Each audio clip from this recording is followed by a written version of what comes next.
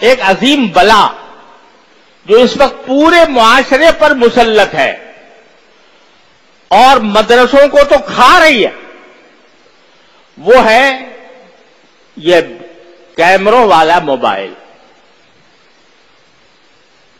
یہ ایک بلا ہے، ایک مصیبت ہے، اور افسوس ہے کہ پورے معاشرے کو کھا گئی ہے۔ اور بڑے سے بڑا عالم، بظاہر متقی، بظاہر نمازوں کو پابند، لیکن اس کے پاس یہ موبائل جو ہے، یہ جس کو آج کل اسمارٹ موبائل کہتے ہیں۔ اسمارٹ کیا ہوتا؟ وہ تو تباہ کن موبائل ہے، میزائل ہے، وہ موبائل نہیں ہے، وہ میزائل ہے۔ وہ انسان کے اخلاق کو تباہ کرنے والا، وہ انسان کے دین کو تباہ کرنے والا، انسان کے اوقات کو تباہ کرنے والا میزائل ہے وہ۔ تو اس کے اوپر ہم نے یہاں پابندی لگائی ہے، اور اسی لیے لگائی ہے کہ جو اس میں بڑے عظیم نقصان ہیں۔ ذرا یہ بات اچھی طرح کان کھول کر ہمتن گوش ہو کر سن لو، اس میں دو عظیم نقصان ہیں۔ ایک عظیم نقصان تو یہ ہے کہ موبائل کا استعمال کرنا، موبائل کی جو سوشل میڈیا ہے اس کو استعمال کرنا بڑے سے بڑے متقی کے لیے یہ کہنا مشکل ہے کہ اس کے استعمال میں وہ کسی گناہ میں مبتلا نہیں ہوگا۔ بڑے سے بڑا متقی، شیطان، حدیث میں نبی کریم صلی اللہ علیہ وسلم کا ارشاد ہے کہ شیطان جو ہے، نگاہ جو ہے وہ شیطان کے تیروں میں سے ایک اہم تیر ہے،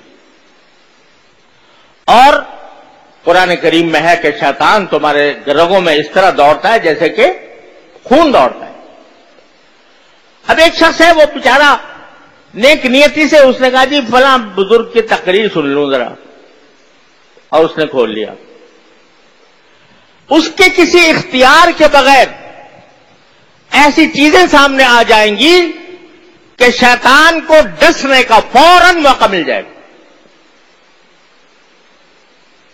میں نہیں جانتا، لیکن بڑے سے بڑا متقی، صاحب نسبت بھی اگر وہ استعمال کرے گا تو کبھی نہ کبھی وہ گناہ میں مبتلا ہو جائے گا، اور ایک گناہ جو ہے دوسرے گناہ کو کھینچتا ہے۔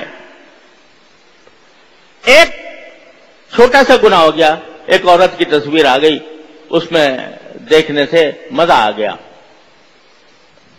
تو کہ یہ تو آئی گیا، ذرا اس کو اور تھوڑا سا آگے بڑھ کے دیکھ لیں۔ شیطان اس طرح انسان کو رفتہ رفتہ ایک گناہ سے دوسرے گناہ، دوسرے سے تیسرے گناہ، تیسرے سے چوتھے گناہ میں مبتلا کرتا جاتا ہے۔ تو اس لیے میں کہتا ہوں یہ میزائل ہے ہاتھوں میں، عام انسان کے لیے بھی، اور یہ اصول سارے عالم علمی دنیا میں مسلم ہے کہ دفع مضرت جلب منفعت سے مقدم ہے۔ آپ کہتے ہو کہ بھئی اس موبائل سے تو ہمیں بہت سے مواعظ سننے کو ملتے ہیں، ہمیں بزرگوں کے ہدایات اور نصیحتیں سننے کو ملتی ہیں، اس میں ہم ایسے پیغامات کا تبادلہ کرتے ہیں جو ایک دوسرے کے لیے فائدہ مند ہوتے ہیں۔ تو یہ کیا ہوئی ہے؟ یہ جلب منفعت، اور نگاہ کا بہک کر کسی غلط جگہ پر چلا جانا یہ مضرت کبریٰ ہے۔ تو دفع مضرت مقدم ہے جلب منفعت کا۔ لہذا ایک بات تو یہ ہے کہ یہ عام آدمیوں کے لیے بھی خطرناک ہے،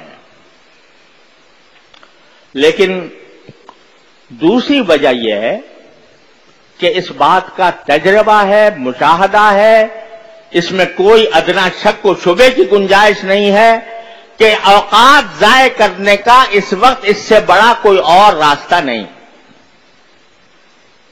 اگر طالب علم ہے تو اس کا وقت اتنا قیمتی ہے کہ اس کا ہر لمحہ طلب علم میں صرف ہونا چاہیے، مطالعے میں صرف ہونا چاہیے، تکرار میں صرف ہونا چاہیے۔ اگر اس کو کوئی مسئلہ سمجھ میں نہیں آیا تو اس کو چین نہیں آنا چاہیے اس وقت تک جب تک کہ وہ سمجھ میں نہ آ جائے، چاہے وہ طالب علم ہو چاہے استاد ہو۔ اس کا تو ایک ایک وقت قیمتی ہے، ایک ایک لمحہ قیمتی ہے۔ یہاں تک کہ ہمارے بزرگوں نے یہ فرمایا تھا کہ طالب علم کو مغرب کے بعد اوابین بھی نہیں پڑھنی چاہیے، صرف 2 سنت پڑھے اور اپنے مطالعے میں لگ جائے۔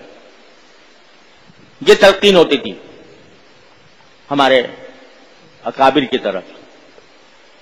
تمہیں نوافل تمہارے لیے اتنی اہم نہیں ہے، تمہاری کتاب، تمہارا مطالعہ، تمہارا تکرار زیادہ اہم ہے، اپنے اوقات کو اس میں صرف کرو۔ تو طالب علم کا وقت تو ایک ایک لمحہ اس کا قیمتی ہے، اس کو اگر پڑھنا ہے تو اپنے اوقات کو صحیح کام میں لگانا ہے۔ اور یہ موبائل جو ہے یہ تمہارے اوقات کو ضائع کرنے والا ہے،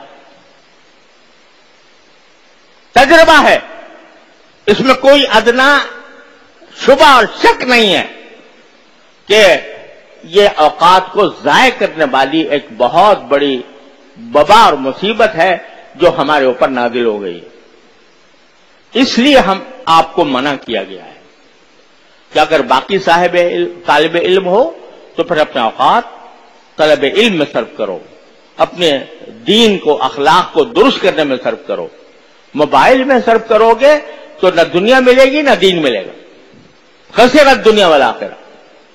اس لیے یہاں پر یہ پابندی ہے اور آپ کو اس پابندی کا لحاظ رکھنا ہے۔